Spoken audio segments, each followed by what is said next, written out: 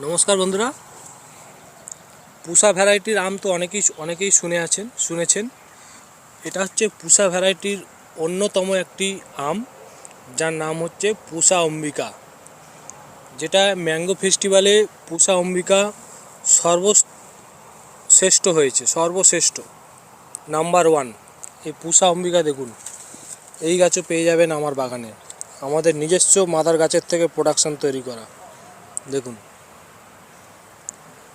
মুকুল already ঠেলে বেরোচ্ছে। দেখুন,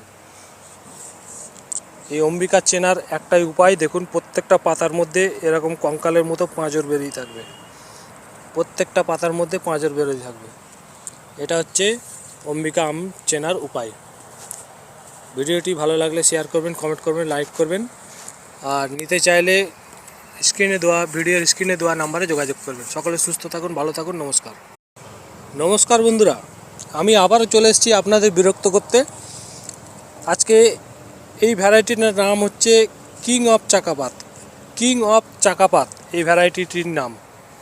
এর আরেকটি নাম আছে, গোপন নাম, যেটা অনেকেই জানেন না, সেটা আমি আজকে আপনাদের ভিডিওতে বলে দিচ্ছি। এর আরেকটি গোপন নাম হচ্ছে রেড অ্যাম্পিয়ার। দেখুন, রেড অ্যাম্পিয়ার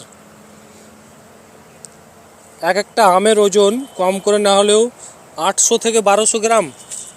আমের কালার রেড। দেখুন, খুবই একটি সুস্বাদু আম।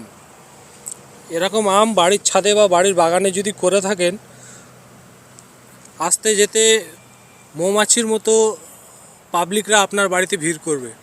দেখুন, প্রত্যেকটি গাছে মুকুল, যে গাছে এখনও মুকুল বেরোনোর জন্য তাড়াহুড়ো করছে, সব মুখ ফেটে গেছে। ভিডিওটি ভালো লাগলে যোগাযোগ করবেন।